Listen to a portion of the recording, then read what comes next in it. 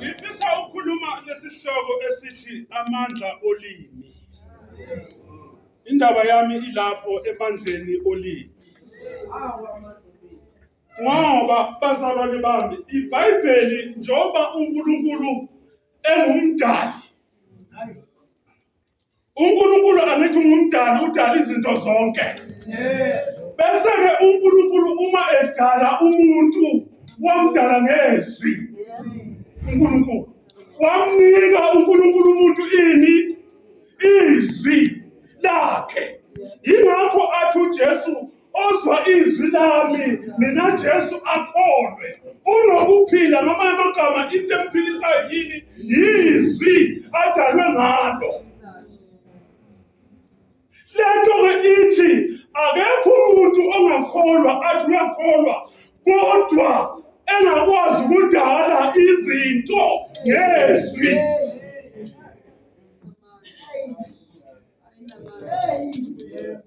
Angithi uNkulunkulu uye umdali wakho. Ukudala ngani? Ngezwi. Wamnikeza futhi nawe ini?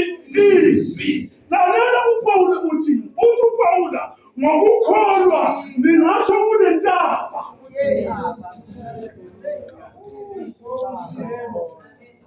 Babheka intaba nekhushukwayo, kodwa ikhona intaba phambi komuntu ezofuna ukuthi lo muntu ayidlule ngokukholwa. Ikhona intaba umuntu athi noma umama ebhizi ewashiwashini, uma kuqhamuka umyeni wakhe umbuzo ukuthi Sathane uphumaphi, esho kancane ngekhorasi athi Sathane ufunani, Sathane usuka emva kwami. Thina lapha endlini sinobaba esimazi ukuthi babundlovu, kodwa umnakhe mayesekuwashini usho kancane makuqhamuka ubabundlovu athi Sathane uphumaphi, Sathane usuka emva kwami. Ngoba intaba emi phambi kwakhe. Nomama uma efika ebandleni umuzwe esho kancane athi inkosi siyayiphilela, kodwa yile ivunguvungu ezilapha endlini.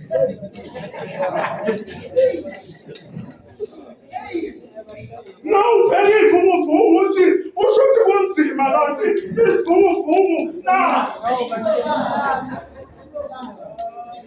Umfundisi asho kancane sizokukhulekisa mntanami, zikuyeke ivunguvungu, akazi ukuthi njengoba kushiwo ivunguvungu utshiwo lo.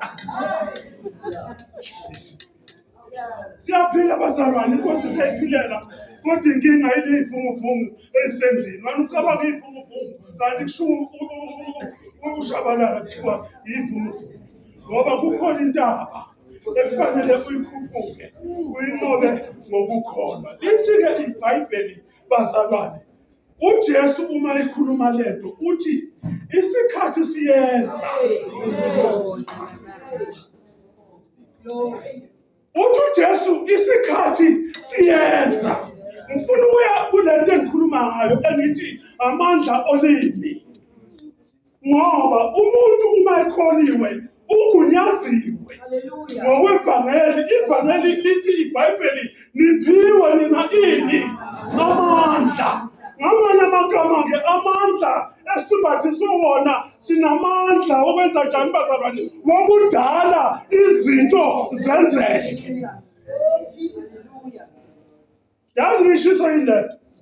Ngishiso ukuthi kukhona umuntu namhlanje uyagula, kodwa uyasi-owna lesi sifo. Uyasi-owna lesi sifo. Kanti uNkulunkulu ukunikeza amandla ukuthi unga-owni isifo. Uthi isifo sami ngiyaziwa ukufa kwami. Uyakona lokufa. Noma ephethwe i-high blood umuzwe esho kancane athi lethana amapilisi ngizonciphisa lokhu kufa kwakabani kwami. Uyabona amandla asolimini. Unjalo wena ukuthi angingakhohlwa ukuthi thina sinezifo zethu. Kodwa uNkulunkulu ukunikela igunya. uNkulunkulu ukunikela igunya namandla. UkaSathane kufanele ukuthathe ukunikeza uSathane. Uthi Sathane thatha into yakho. Ngoba uJesu uthi mina Jesu ngize ukuba babe nokuphila. Babe nako ukuphila. uJesu usho lokho. iBhayibheli ke lithi isikhathi siyenza sesikhona namanje. Bazalwane, uzibambezela wena. Yonke lento ikuwo uzibambezela wena.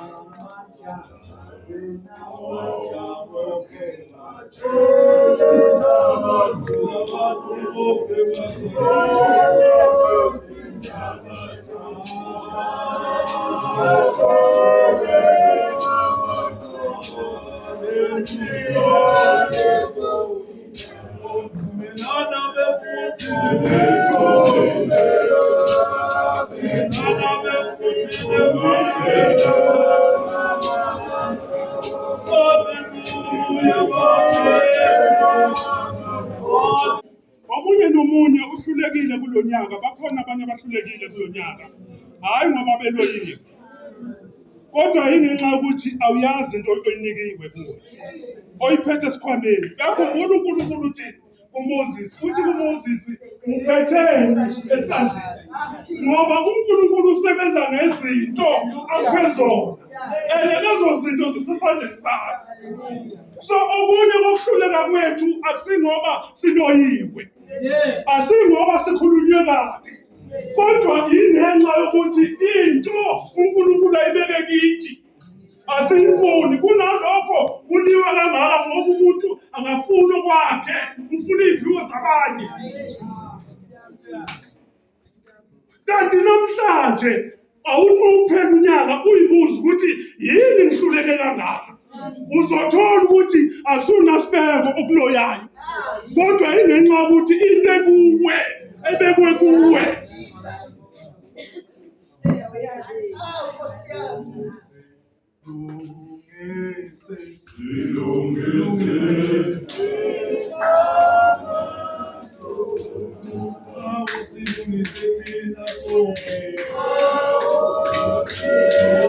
Kufanele nomunye asilungise namhlanje njengabazali